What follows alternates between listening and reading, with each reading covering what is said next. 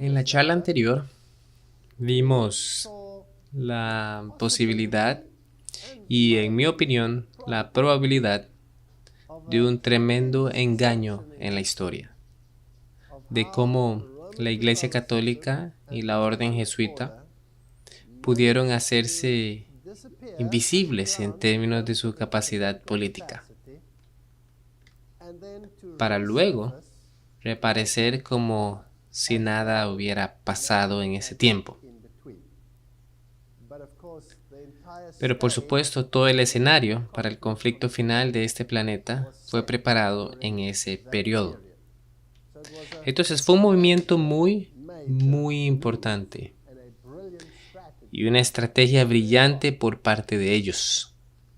Ahora, una cosa es poner la infraestructura, pero si uno quiere ganarle al Señor Jesús, si uno quiere derrotarlo como ellos desean, entonces la única manera de hacerlo contra Dios, pues Dios es invencible, es causarle gran dolor al privarlo de sus hijos. No hay nada que hiera más el corazón de Dios que ver el engaño que aísla a sus hijos de Él. Es un proceso muy sutil y deliberado. Ahora, la Biblia nos dice que en este gran conflicto que tendremos, eventualmente toda la humanidad se maravillará tras la bestia. Maravillarse tras la bestia implica una meditación. Es decir, esta guerra no es tanto una guerra física, que también lo es, sino una guerra por la mente. Pues es la mente donde las decisiones se toman, sea que uno pertenezca a Cristo o que uno pertenezca a alguna otra fuerza o a alguien más. Ahí es donde sucede la batalla. Uno puede terminar muerto o en la hoguera en el proceso. Muchas cosas pueden pasar en el proceso. Pueden surgir y caer naciones, pueden venir guerras, todo eso puede pasar. Pero no hay que temer a aquellos que pueden destruir el cuerpo, sino a aquel que puede destruir a todo el ser humano, cuerpo, alma y espíritu, en el conflicto final o en el juicio final que tendrá lugar. El diablo quiere que la humanidad sea destruida y la única manera de hacerlo es cambiar el pensamiento de estas personas o de la humanidad. De modo que esta batalla siempre ha sido por la mente. En la charla anterior aprendimos que la orden jesuita creó todos los sistemas educativos que eventualmente se convirtió en el sistema educativo del mundo, donde se implementó el aprendizaje contra el aprendizaje, en el que los dos pensamientos podrían colisionar. Por una parte tenemos el pensamiento protestante que dice que la Biblia es el único estandarte de toda justicia y que debiera ser la base de todo aprendizaje. Y por otra parte tenemos el gnosticismo, donde el hombre es el centro de todo y el hombre es el que debe ser exaltado hasta el nivel de una deidad. Eso emula la voz de la serpiente del jardín del Edén. Ahora, la mayor estrategia para ganar la mente que ha sido usada por los jesuitas es el teatro jesuita o el drama jesuita. Si lo buscamos en la enciclopedia británica, nos dice que el drama, teatro, programa jesuita fue desarrollado con propósitos educativos y propagandísticos en las escuelas de la Sociedad de Jesús durante los siglos XVI, XVII y XVIII.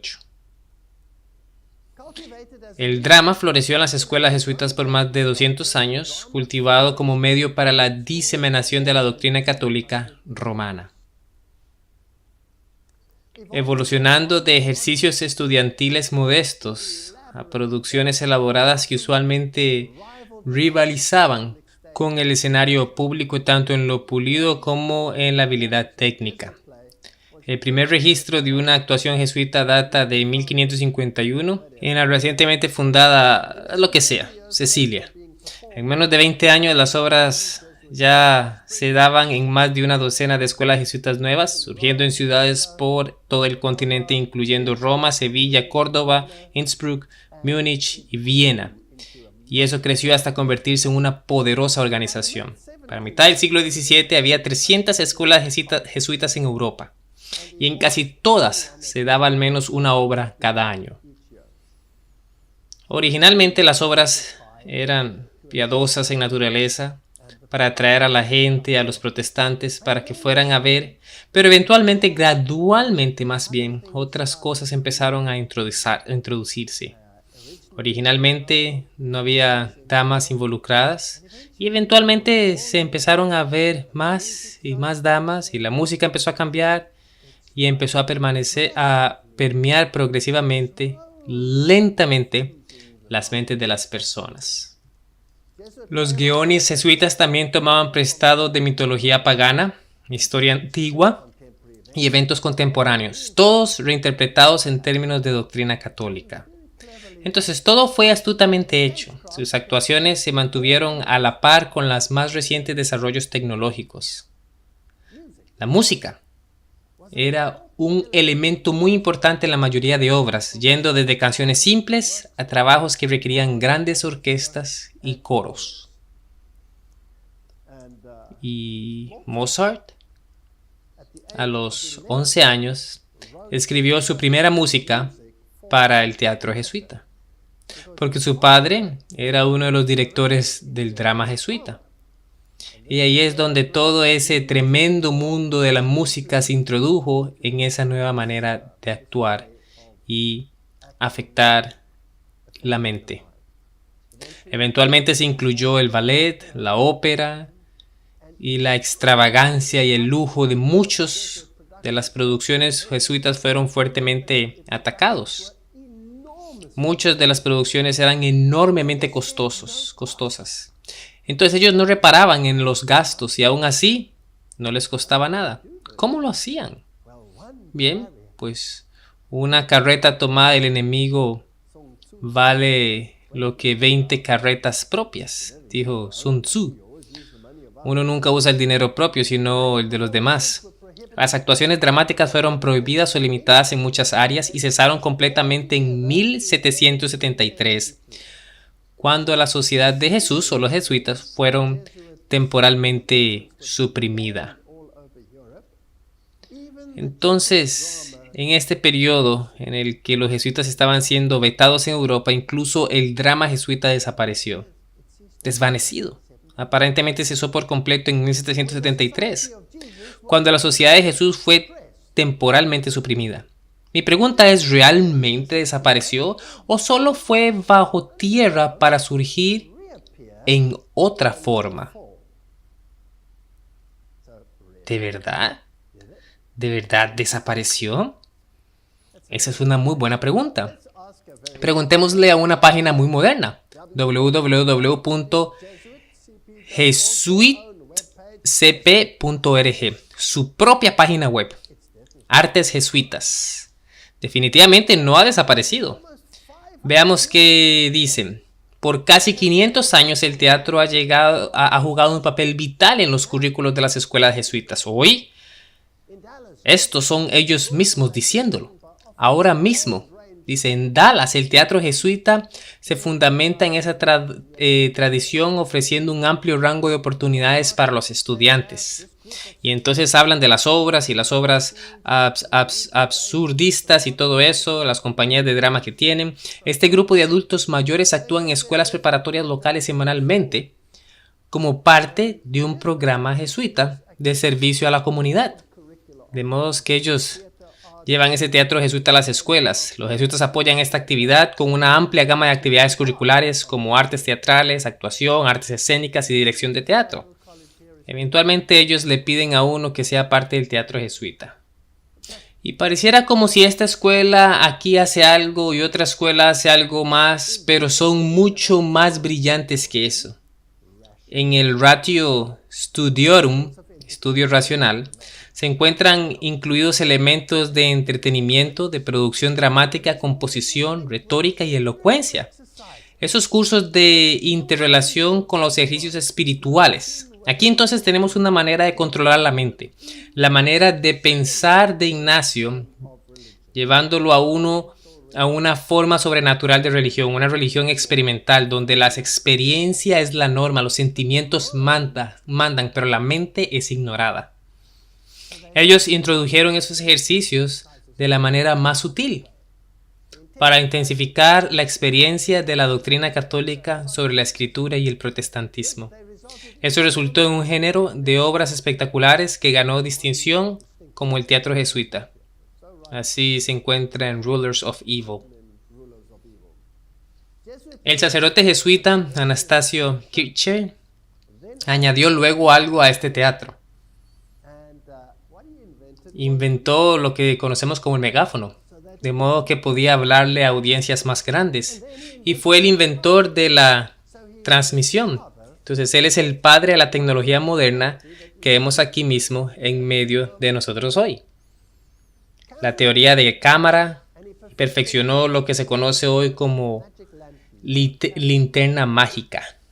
Es un instrumento que sirve para proyectar imágenes en una pantalla, imágenes inclusive en movimiento. Ese fue el origen del cinema moderno o el cine. Otros puntos interesantes que ellos tienen fue la invención de las películas de vaqueros, que fueron las primeras películas jamás hechas. Por cierto, los vaqueros en sí y toda la industria ganadera en Norteamérica fueron introducidos por los jesuitas. Ellos lo introdujeron. Y el responsable de esto fue el alemán Eusebio Kino, cuya estatua es una de las dos que representan a Arizona en el Capitolio de Estados Unidos. Él era un profesor jesuita de la Universidad de Otternstadt en Bavaria, donde todo el movimiento de iluminación empezó. Ahora, el nombre en sí es fascinante, pues Kino, hasta el día de hoy, es el nombre para el teatro en alemán.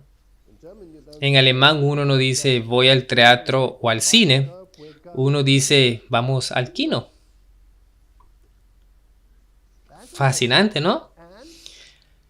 Y en estas películas de vaqueros siempre había moralidad, la cual era siempre el bien contra el mal. Pero ese bien y ese mal no eran determinados con base en las escrituras, sino que había otra moralidad subyacente. El hombre por sí mismo podía decidir lo que es correcto y lo que no, dictándolo por las armas. Los malos normalmente perdían y los buenos ganaban. Así empezó todo. Y todos los actores eran masones de alto rango. Si uno analiza esos actores antiguos, Frank Sinatra, todos los que estuvieron ahí, John Wayne, todos esos que estuvieron involucrados en esas películas, todos eran masones grados 33. Si uno sigue la línea hasta el día de hoy, la mayoría de actores, diría que casi todos, si no todos, los grandes actores son masones de alto grado. Todos los cantantes también, todos ellos.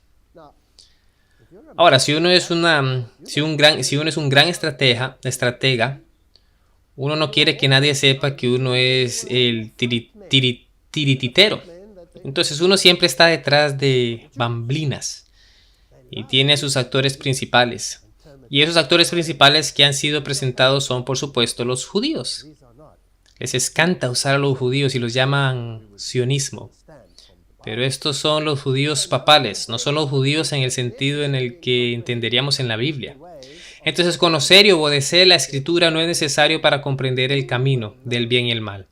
Eso es lo que el diablo dijo en el Edén. Conocerás el bien y el mal, no necesitas que Dios te lo diga.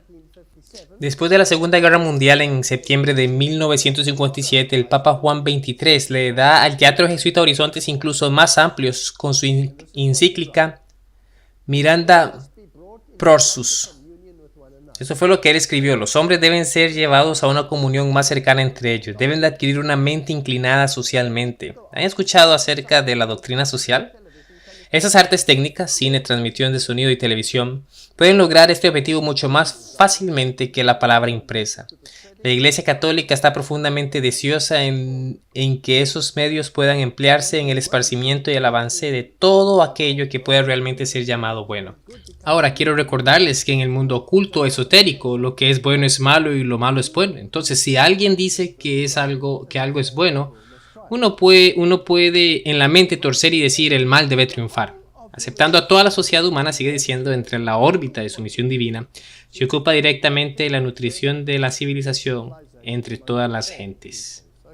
Así que aquí tenemos un movimiento para aceptar a toda la humanidad.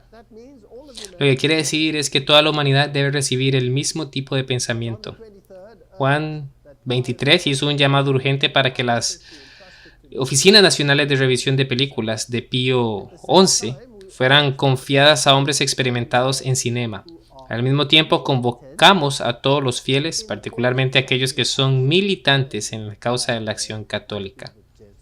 Y ahí se añadió que esos deben ser los jesuitas y sus protegidos, ¿son esos? Para que sean adecuadamente instruidos, sigue diciendo, de modo que puedan apreciar la necesidad de dar a estas oficinas su apoyo voluntario, unido y efectivo. En 1964, el Papa Pablo VI amplió esa encíclica mirando Prorsus con el decreto de intermirifica, entre las maravillas, en otras palabras. Y lo que dijo fue asombroso. Dijo, y cito, es el derecho nato de la Iglesia usar, noten esto, usar y poseer la prensa, el cinema, la radio, la televisión y otros de naturaleza similar. Eso debe incluir el Internet. Entonces, ¿qué parte del mundo de los medios controlan o la media? ¿Cuál parte de la media controlan? Quieren controlar y poseer y controlarlo todo. Todo.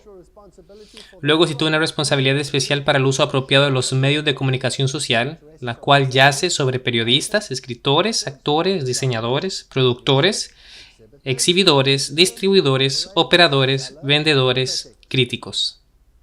Entonces, incluso eso, que uno escucha acerca de lo que ellos hicieron, será hecho por ellos, de modo que los críticos estarán, ya sea de este o del otro lado del espectro, usando dialecta hegeliana para confundir tanto a uno que al final uno no sabe si es autor o mártir. Entonces es el derecho nato de la Iglesia, no solo de poseer, sino de controlar todos los medios o la media, o los medios sociales. La calidad del contenido de entretenimiento fue decretada en una sección de Intermirifica, promoviendo el reportaje, la descripción o representación de la maldad moral. Lo cual puede, con ayuda de los medios de comunicación social y con la aprobación de la dramatización, llevar un conocimiento y análisis más profundo del hombre y una manifestación del bien y la verdad en todo su esplendor. Aquí está la batalla por la mente, el bien y el mal. ¿Cuál bien y cuál mal? Los que tienen base bíblica o los que tienen base terrena, bien y mal esotéricos. Bien, continuemos. Sigue diciendo, envalentonados por este decreto papal, los comunicadores sociales han estado hablando de libertad de expresión y todos los problemas que eso involucra. Ahora, si somos conscientes del hecho de que ellos poseen y controlan los medios o la media, y los usan para controlar las mentes de las personas, entonces quisiera saber cómo logran eso sin que nadie se entere. ¿No es eso lo que decía el general Sun Tzu? Decía, debemos cambiar las cosas sin que nadie sepa cómo se hace. Nunca debemos ser el objetivo. Siempre es bueno usar al enemigo para hacer las cosas por uno. E incluso si uno representa al enemigo, uno pretende que uno no es el enemigo, que alguien más es el enemigo, de modo que uno nunca es el enemigo. Siempre hay una coartada detrás de todo. Entonces miremos algunas de las producciones a ver si encontramos un patrón. Los Simpsons y la filosofía. El Do de Homero.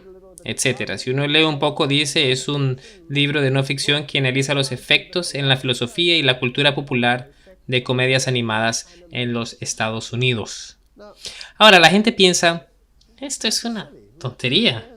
¿Quién se va a poner a pensar en esos muñequitos animados? Millones se sientan y miran. Millones. Los guionistas que escriben esos episodios reciben millones de dólares en salarios.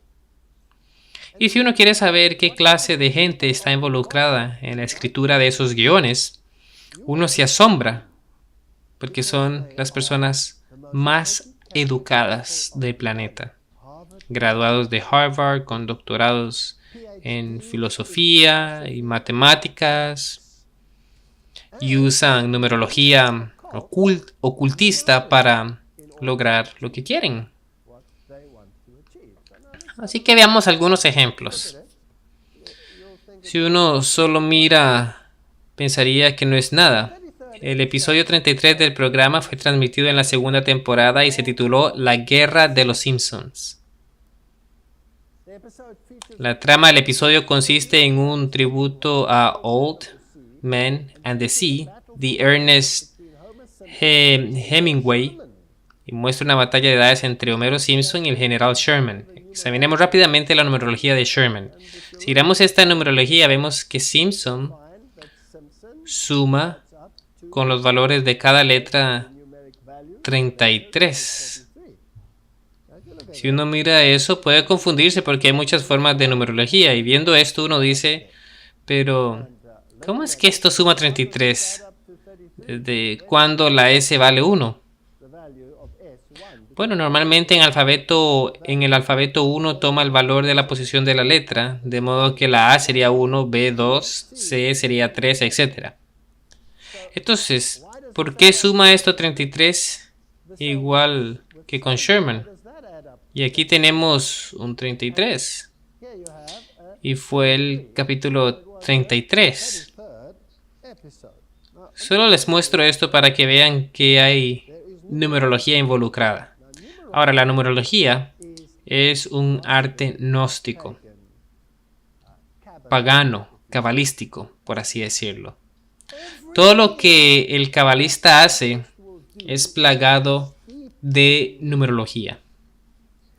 Todo tiene números, todo se mueve en ciclos precisos. No se mueven hasta que todo está en posición, hasta que el solsticio está en el lugar adecuado, hasta que la letra G adecuada ha aparecido. Todo se gobierna por la numerología. Hay un ethos de poder en la numerología. Ahora, el sistema de numeración que usan aquí no es el sistema normal, sino el pitagórico. Si uno usa la numerología pitagórica, entonces la S ciertamente es 1 y la I realmente es el 9 y luego el 4, el 7, etcétera, etcétera. Es una fórmula matemática altamente sofisticada la que usan y los nombres tienen significados muy específicos. Uno no lo sabe al ver, uno solo está viendo una película boba. Pero en esto hay mensajes subliminales que afectan la mente y plantan ideas que el subconsciente detecta.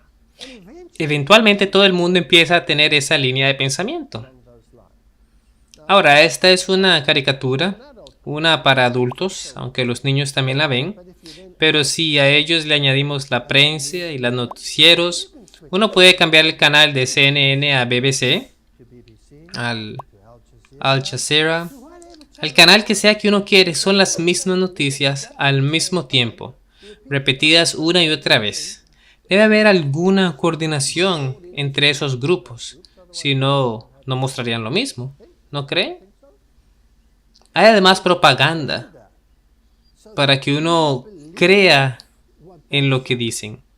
Entonces, si uno quiere crear un enemigo público, ¿cuál es la mejor manera de hacerlo? Crear un enemigo y luego transmitirlo por todos los medios o media. Entonces hay numerología en esto, hay ocultismo también, hay ocultismo cabalístico y adentraremos un poco más. Aquí hay otra toma donde se introducen pequeños subliminales constantemente. En la historia, este personaje es usualmente castigado y tiene que escribir en el tablero esos reglones. Y escribe: no escribiré mensajes subliminales. Pero si uno lo analiza, dice mensagores subliminales. No dice mensajes, está mal escrito. Pero el mensaje subliminal está ahí. Al Gore en inglés.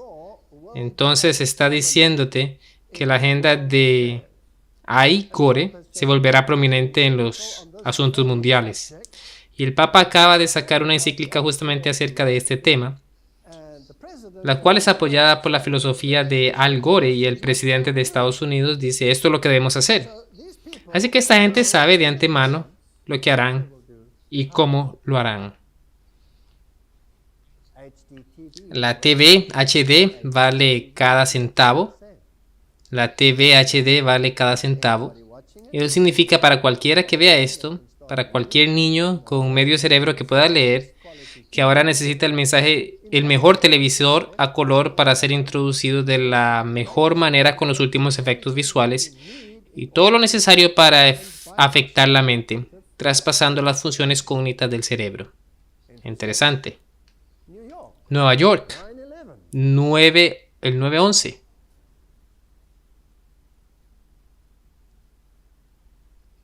Y si uno toma Michael Jackson,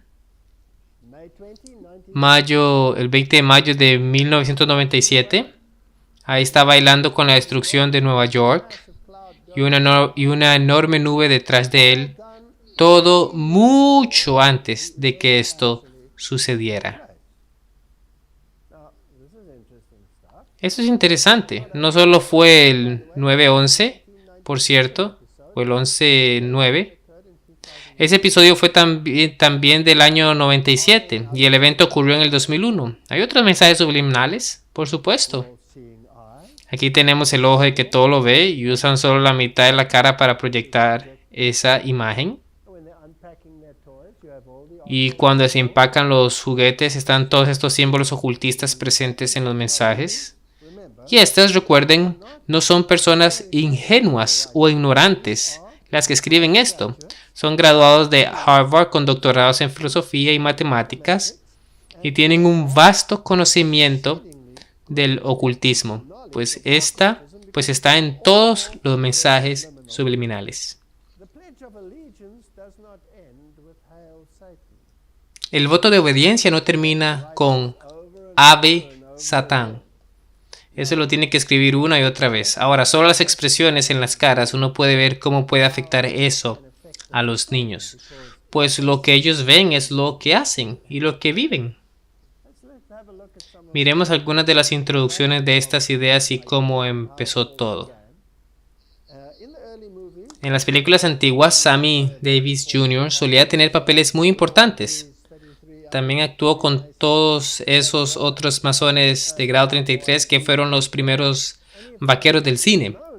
Él era conocido por ser miembro de la iglesia de Satanás, aparentemente se cambió. Pero es fascinante que también era un caballero de Malta. Aquí se ve el productor de We Are the World, Lionel Richie, discutiendo, creo que cosas muy importantes con el presidente de la Universidad Jesuita de Boston, Donald Monan, en la SJ, que significa Sociedad de Jesús. Esto, claro, se convirtió entonces en la nueva producción musical que fue transmitida por el mundo entero, pues la humanidad tiene que unirse con un solo pensamiento. Entonces creamos caos, creemos banderas falsas, creemos enemigos para que podamos pastorear a la humanidad hacia el mismo campo y creemos una nación del arco iris con todos los colores del arco iris representados. Soy un indio, soy un chino, soy un y soy el otro. Somos el mundo, somos la gente. ¿Cuál es el espíritu detrás de eso? Me pregunto yo en el proceso.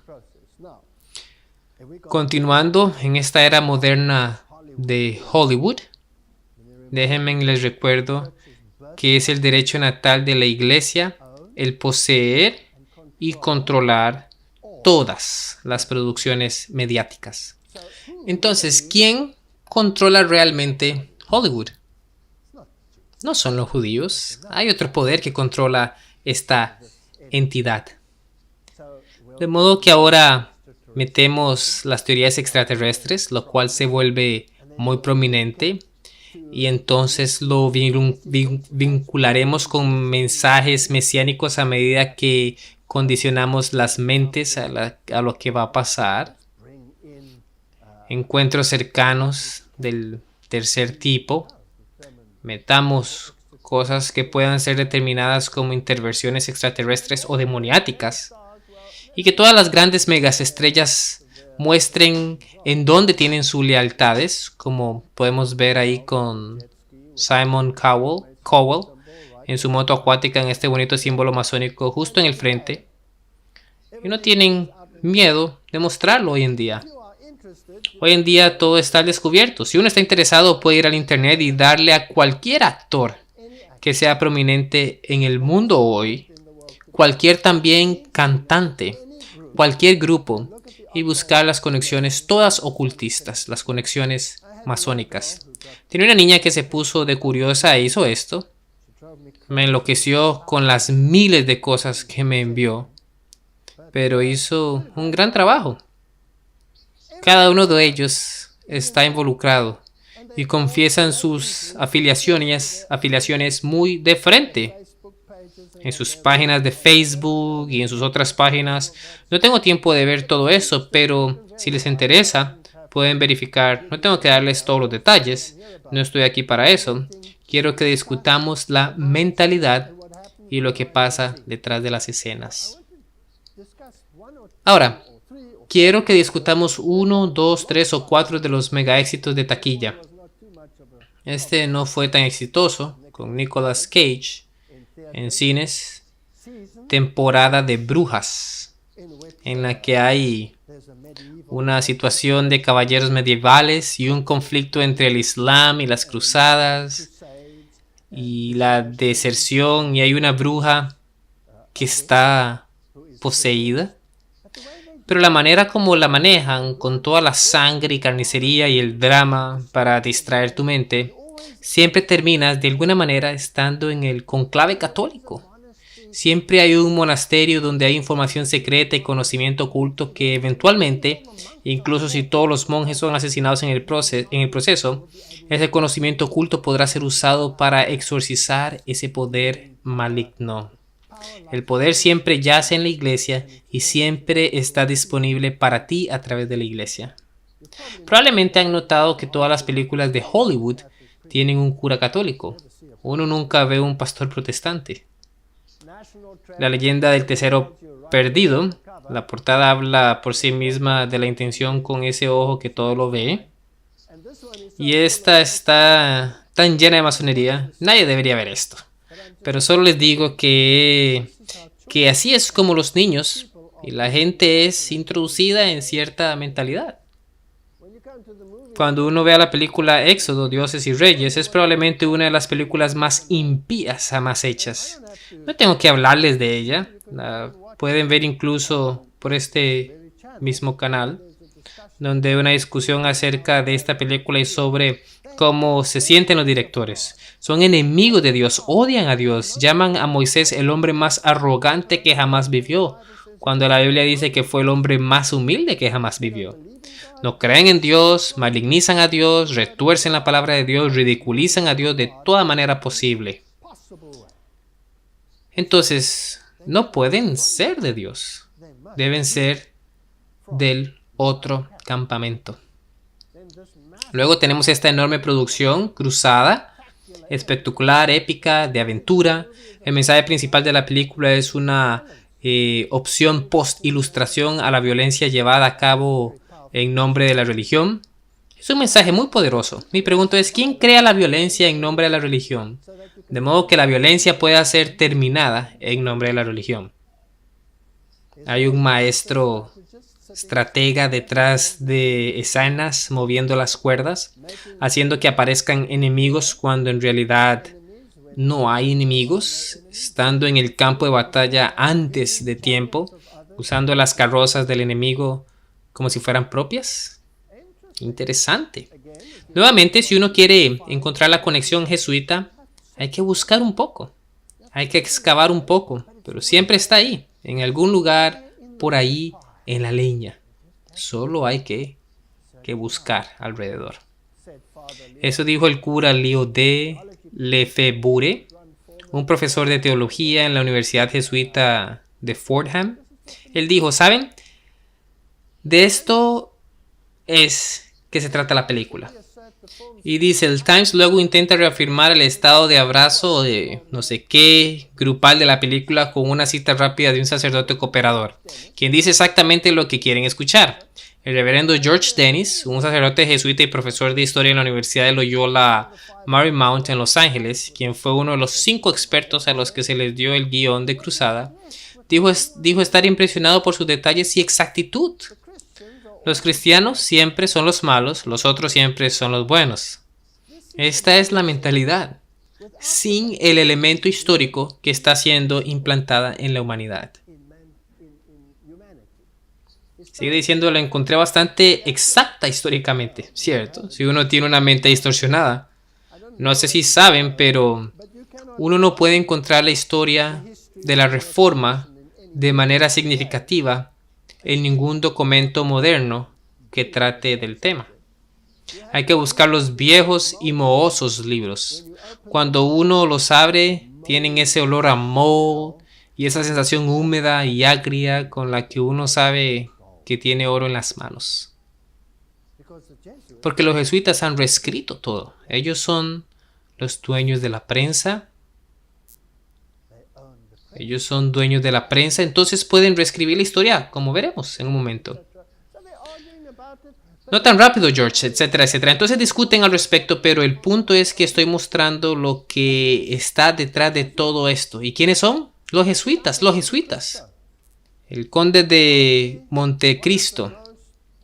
Probablemente una de las películas alegóricas más brillantes. El Conde de Montecristo, quien sufre muchísimo y luego se vuelve súper rico. ¿Pero quién es?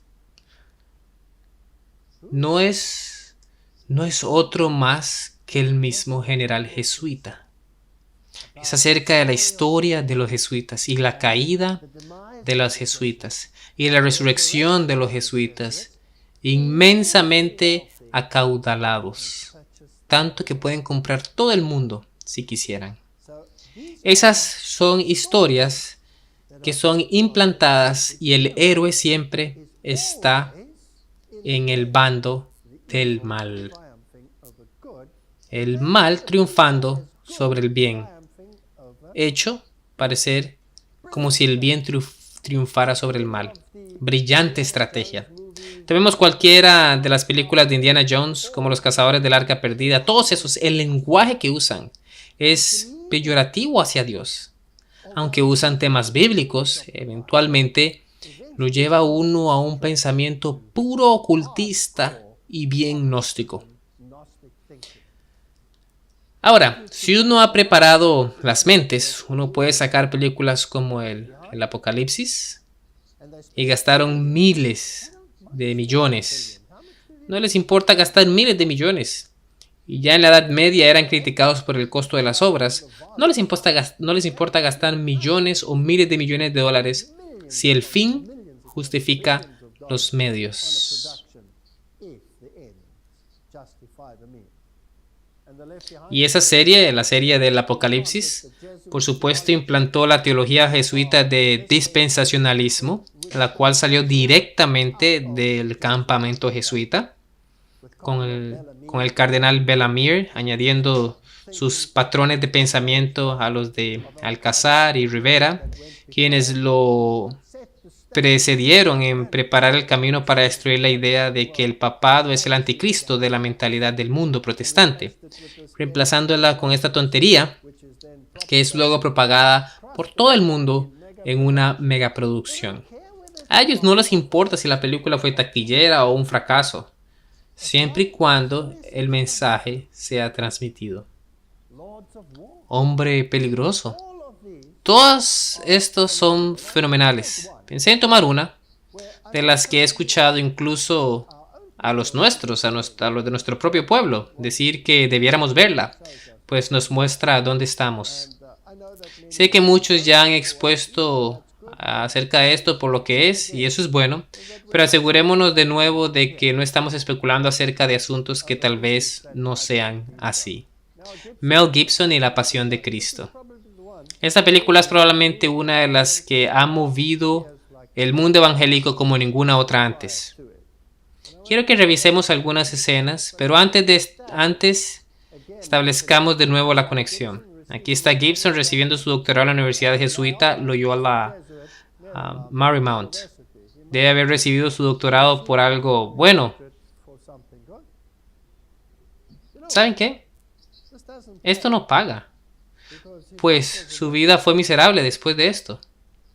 Pero, independientemente de sus planes futuros, de lo que he escuchado, el hecho es que es una producción jesuita y tiene teología jesuita. Y así que antes de verlo, veamos a mirar a una profecía en Zacarías para entender el contexto. Zacarías 11:12. Y les dije, si os parece bien, dame mi salario, y si no, dejadlo. Y pesaron por mi salario 30 piezas de plata. ¿De quién están hablando? Es una profecía acerca del Señor Jesucristo. Y me dijo el Señor, échalo al tesoro. Hermoso precio con que me han apreciado. Y tomé las 30 piezas de plata y las eché en la casa del Señor al tesoro. Quebré luego el otro cayado, ataduras para romper la hermandad entre Judá e Israel. Rechazaron al Señor Jesucristo. Y me dijo el Señor, toma aún los apareros de un pastor insensato. Ellos vendieron al buen pastor. Lo dejaron a un lado. Lo crucificaron. Entonces, si uno quiere dejar a un lado y rechazar al buen pastor, entonces uno quedaría satisfecho con el pastor insensato. Veamos ahora el pastor insensato entonces. Porque aquí yo levanto en la tierra a un pastor que no visitará las perdidas. No le importa. Ni buscará a la pequeña, ni curará a la perniquebrada, ni llevará a la cansada a cuestas. No es un buen pastor, es maligno. Sino que comerá la carne de la gorda y romperá sus pezuñas. Será un pastor destructor. Destruirá la humanidad. ¡Ay del pastor inútil que abandona el ganado! Hiera la espada su brazo y su ojo derecho.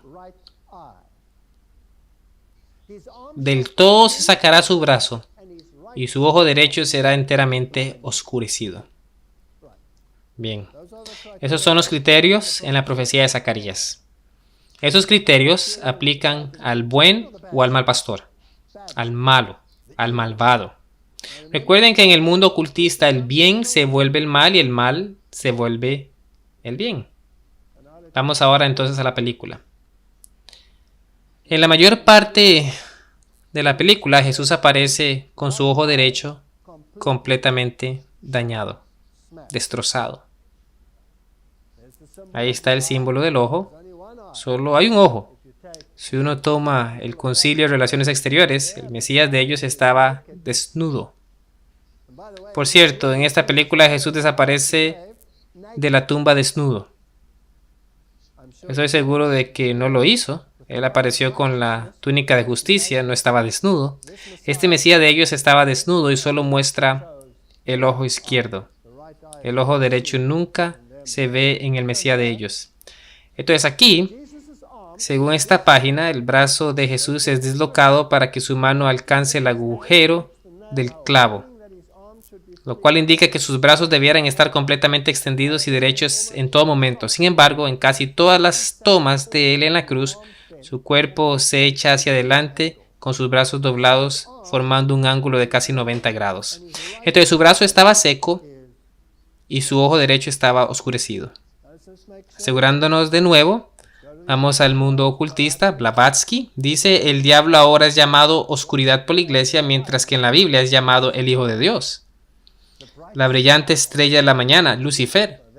Hay toda una filosofía de arte dogmático en la razón por la que el primer ángel, quien salió de las profundidades del caos, fue llamado Luz, Lucifer, el brillante hijo de la mañana, o el amanecer manuantárico. Fue transformado por la iglesia en Lucifer o Satanás, pues es más grande y mayor que Jehová, y tuvo que ser sacrificado al nuevo dogma. En el mundo esotérico, el enemigo es más grande y más viejo o mayor que el otro hermano, quien según ellos es Jesús. La guerra entre ellos dos arde, y a él, el hermano mayor, le fue quitado su posición, pero la recuperará, será victorioso.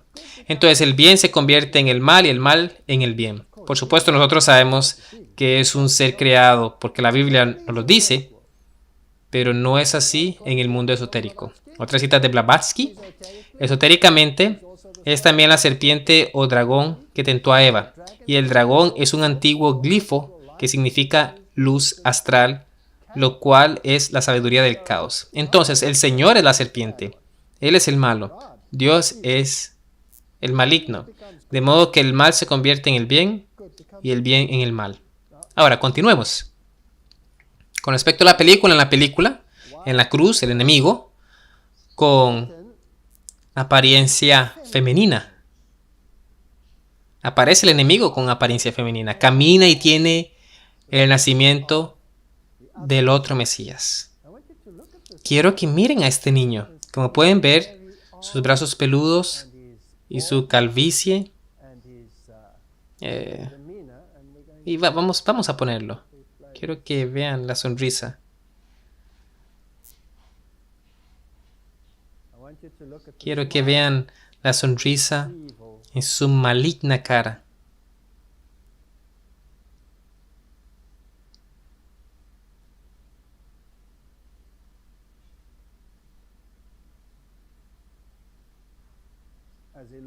Mientras que él mira a la cruz. Mira los pelos en su espalda. No pueden haber creado una imagen más malvada que esta. Y es virtualmente subliminal, pues nadie nota esto en la película. Noten esa sonrisa malvada, diabólica. Recuerden, el bien se vuelve en mal y el mal en bien, de modo que el mal está ¿dónde? En la cruz. Pero el verdadero mal es en realidad bueno, pues hay que voltear todo en el mundo esotérico. Esta es en realidad una señal de la victoria del enemigo sobre Jesucristo. Eso significa. Ahora, asegurémonos. Mel Gibson le dijo a Christianity Today: me ha impresionado mucho la manera como la audiencia evangélica ha fácilmente respondido a esta película más que cualquier otro grupo cristiano. Lo que lo hace más impresionante, dice él, es que la película es muy mariana. Gibson la llama una tremenda corredentora y mediatriz. Entonces, toda la película se trata de María. María es la que consuela a todo el mundo. María es la gran heroína de la película, no el Señor. Ahora, otro dato interesante de esta película: el ladrón penitente en la cruz estaba usando un escapulario marrón católico en su cuello. Ahí lo tienen. Si vemos la escena, está usando ese escapulario. En la Biblia no dice en ninguna parte que usara ningún escapulario. Ahora, ¿qué es un escapulario? Es una estructura que uno usa que garantiza que María lo dejará pasar el purgatorio e ir derecho al cielo. Entonces es una promesa a María, no a Dios. De modo que Jesús no pudo haberle dicho al ladrón que algún día iría al cielo. Es María la que decidirá quién va y quién no. Pero sabemos que María es un acrónimo de Lucifer, pues ella fue inmaculada sin haber necesitado la expiación.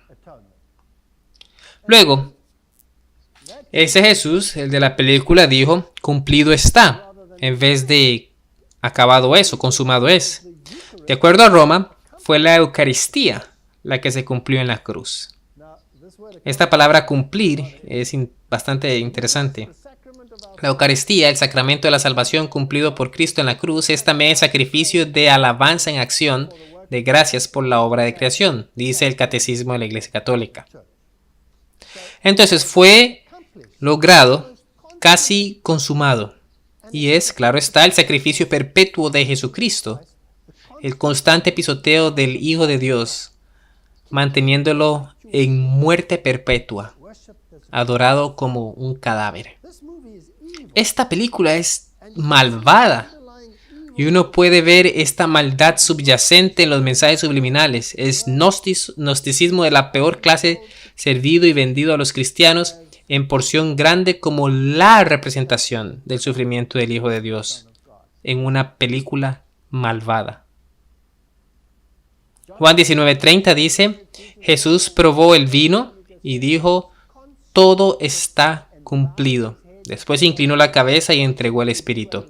En la versión católica latinoamericana, mientras que en una versión decente dice: cuando Jesús hubo tomado el vinagre, dijo: consumado es. Y habiendo inclinado la cabeza, entregó el espíritu. Ahora, la definición de Thayer dice: llevar a término, finalizar. El sacrificio está completo, pero en la película no lo está. Ahora, otra película interesante con Mel Gibson y Julia Roberts es El Complot. Ahora, hay gente a la que le encanta hablar de las conspiraciones o conspiradores.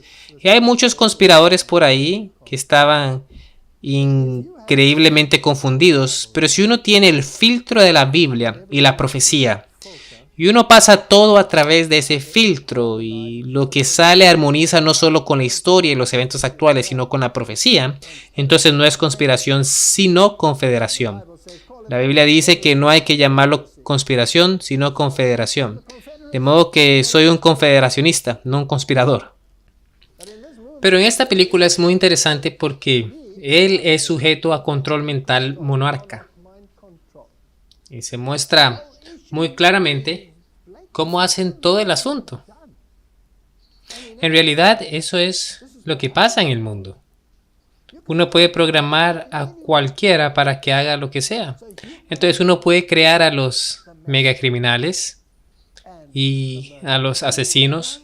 Cuando éramos jóvenes, niños en la escuela, no había algo así como que alguien llegara como lunático a dispararle a toda la escuela.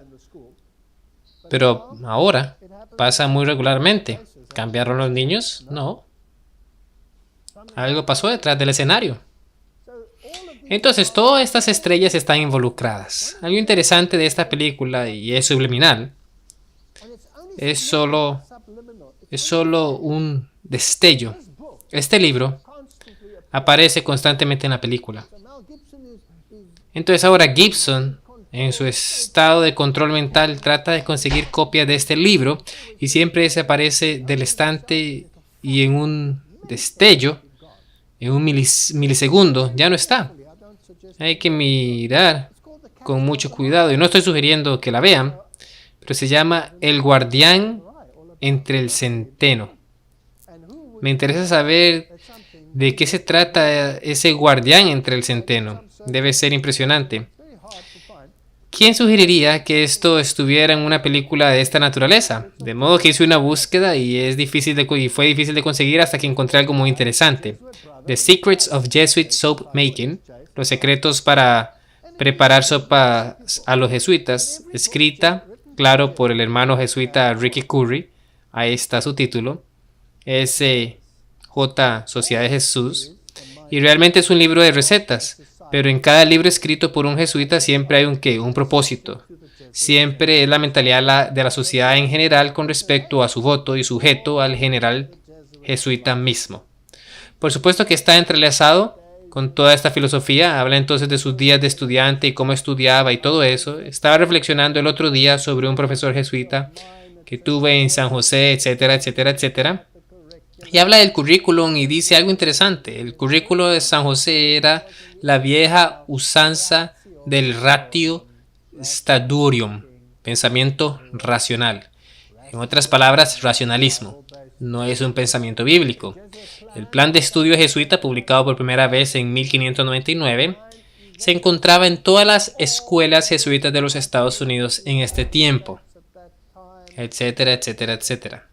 Ya van entendiendo el panorama. Luego dice aquí que ese profesor, ese jesuita, tuvo un enorme impacto en él, tanto que se convirtió en jesuita. En la clase de inglés nos hizo leer El guardián entre el centeno. ¡Ajá! Entonces los jesuitas lo hacen leer a uno ese libro. Y ahí lo tenemos subliminalmente en todas partes de esa película. No recuerdo mucho de esa vez que leí la novela cuando estaba en primer año, pero sí recuerdo que ese cura jesuita dijo: esta es la clase de novela que uno debiera leer una y otra vez en la vida. Entonces me interesó saber de qué trata esa novela. Se trata de rebelión. Y está brillantemente escrita. Es el desarrollo normal del joven. Y ese joven desarrolla una capacidad de, o más bien la manera como sale esa rebeldía y cómo ejercerla. Y eventualmente cambia el mundo mediante la rebelión. Pero está escrito de una manera tan brillante que ese que es rebelde contra todos, sus padres, la sociedad, lo que uno se imagine, resulta ser el santo más grande de todos. ¿Quién fue el rebelde más grande en el cielo? ¿No quiere aparentar ser el santo más grande de todos? ¿El afectado? Está implantando una mentalidad en contra del orden, para destruir cuál orden fue creado la orden jesuita. El protestantismo. Entonces hay que rebelarse contra el protestantismo. Probablemente una de las películas más malignas en la historia jesuita es V o V de venganza. En esta película tiene este enmascarado, pues había sido severamente herido en un incendio, de modo que pasó por el fuego de aflicción. Es como un relato de los jesuitas y el complot de la pólvora, cuando querían estallar el parlamento inglés en tiempos del rey James o James. Ahora, de nuevo, sea una señal falsa o una doble señal falsa o una triple señal falsa, no vayamos ahí, pero el parlamento inglés era ese bastión del protestantismo que había vetado el jesuitismo y esa mentalidad, y que era un factor protector del protestantismo. De modo que era el máximo enemigo, tenía que ser destruido. Y Guy Fawkes y 6 jesuitas querían estallar el parlamento británico junto con el rey, librando así al mundo de la amenaza del protestantismo.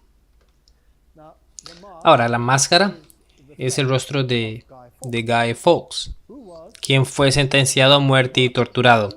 Pero en la película se nos recuerda constantemente que puede que esta historia nunca sea olvidada. Este hombre no era un villano, sino un héroe. Nada más mirando la historia pudieron lograrlo, pues cada año, exactamente en el mismo día en que se intentó el atentado, celebran a Guy Fawkes. Y es una ocasión bastante alegre. Los niños no pueden esperar para ver a Guy Fawkes. Uno vuelve positivo aquello que es negativo, y lo negativo se usa en ventaja propia. Incluso hicieron que Shakespeare lo escribiera, lo cual dudo. Pienso que su superior jesuita lo escribió por él, su supervisor gnóstico enseñado por los Medici, y lo infiltró a la gente como esa maldad de los jesuitas y lo convirtió en una broma, y eventualmente, como consecuencia, se le permitió de nuevo a los jesuitas operar. Bueno, al menos a los católicos en Inglaterra. Siempre hay un super estratega. Ahora, en esta película, esa joven que eventualmente hará el gatillo ya que él muere antes, de modo que ella se convierte en acrónimo de María, la cual es Lucifer, quien destruirá el protestantismo. Y en lo que hayan fallado en los primeros intentos, ciertamente tendrán éxito en su vida posterior. Y esta es una de las publicaciones. Está mostrando las espadas cruzadas masónicas que se encuentran en todas partes en la masonería gnóstica. Una X es un antiguo símbolo, de acuerdo a Jim Tressner, revista del rito escocés grado 33. Una X es un antiguo símbolo de cambio o transformación asociado desde hace mucho en el arte medieval y del Renacimiento, con la venida del Mesías que vendrá a renovar todas las cosas. Entonces, esta es una película religiosa mostrando la victoria del enemigo o de Satanás y la orden jesuita sobre el protestantismo. El derrocamiento. Por eso siempre tienen a Loyola parado sobre la cabeza de Martín Lutero, aplastándolo, destruyendo la Biblia. Ellos no ocultan a quien tienen como enemigo. Y es interesante que esta película eventualmente es una imagen artística el Parlamento y claro, todos los edificios asociados con él estallan y son completamente destruidos. Nada queda. Pero el reloj queda ¿dónde? Es la hora final. Ha terminado. Han tenido éxito. El trabajo está hecho. El protestantismo y la teología basada en la Biblia desaparecerán. Eventualmente este hombre enmascarado que representa a Guy Fawkes y el esfuerzo por derribar al protestantismo, la máscara es usada por toda la nación. ¿Qué significa eso? Significa que toda la nación, con el tiempo, ha sido indoctrinada para tener el mismo carácter, molde y pensamiento que ellos tienen. Cuando la Biblia nos habla del rostro de Dios, Moisés no pudo ver el rostro de Dios. Puedes verme la espalda, porque nadie verá el rostro de Dios y vivirá. Te esconderé en la hendidura de la peña y te cubriré con mi mano y luego pasaré. Y así el carácter de Dios es dado de la manera más hermosamente poética. El rostro representa el carácter, la mente, el pensamiento. El mundo se maravillará tras la bestia. Serán indoctrinados para tener el pensamiento que la bestia quiere que tengan. Ahora, quiero saber hacia dónde va esto y cómo continúa uno con esto. Solo quiero ver unos puntos más aquí. La lista de actores empleados por estos criminales papales. Este hombre tiene un vocabulario un poco suelto, de modo que ofrezco disculpas por su lenguaje. Pero lo que dice de un modo más bien duro es en realidad correcto. La lista de actores empleados por estos criminales papales es impresionante. Hollywood no es más que el teatro jesuita, nada más. Los judíos involucrados son judíos papales adorando a su dios Mamón, etc. Para la compañía militar de Jesús. Ahora, si uno escribe algo así y de una manera tan dura, tal vez la gente dirá, nah, se lo merecen. No les molesta. No me sorprendería si alguno de ellos fueran autores de estos pensamientos. Ahora, el caballero de Malta, Jack Valenti, fue el director de la Asociación Cinematográfica de Estados Unidos. Si uno quiere saber quién controla los megaestudios, en el 2004 el señor Sackton fue nombrado caballero de Malta, es dueño de todas esas grandes compañías, además de los estudios de Hollywood. ¿Realmente son los judíos los que controlan todo esto entonces? Ahora leemos de una buena fuente. Hay una abundancia de obras teatrales en nuestro mundo. ¿Ven? Ese es un modo de pensar. Alcancemos nuestros propósitos por medio del teatro, por excelentes actuaciones que sobrepasan el raciocinio. Pero veamos ahora cuál sería la forma de Dios, lo que dice el Espíritu de Profecía. Hay abundancia de obras teatrales en nuestro mundo, pero en su mayor orden no tienen a Dios. ¡Qué declaración más fascinante! Necesitamos dirigir las almas al Salvador levantado. Los engaños, las imposiciones y toda mala obra están en nuestro mundo. El enemigo, ese adversario astuto en vestiduras angélicas, está trabajando para engañar y destruir. El punto de la muerte de Cristo fue declarar su justicia y ningún hombre, mujer o niño puede hacer esto con su propia fuerza o por sus propias palabras. Entonces, ¿cómo es que se muestra su justicia en estas películas? Aquí hay otra cita del Hogar Cristiano, página 468. Por medio de las representaciones dramáticas ha obrado durante siglos para excitar las pasiones y glorificar el vicio. La ópera con sus exhibiciones fascinadoras y su música embellecedora, las mascaradas, los bailes y los juegos de naipes son cosas que usa Satanás para quebrantar las vallas de los principios sanos y abrir la puerta a la sensualidad. Entonces hay dos maneras de llegar a las mentes. Una es a través del teatro y otra a través de la palabra. Espectáculos cinematográficos y teatros. La pasión dominante de Satanás es pervertir el intelecto y hacer que los hombres anhelen los espectáculos y las representaciones teatrales. La experiencia y el carácter de todos los que se ocupan en esta obra estará de acuerdo con el alimento dado a la mente. El Señor ha dado evidencia de su amor por el mundo. No hubo falsedad ni teatralidad en lo que Él hizo. Interesante. Entonces tenemos dos mentalidades que contrastan. ¿Cuál de ellas creen que será más popular en este mundo hoy? Bien, es obvio, ¿no?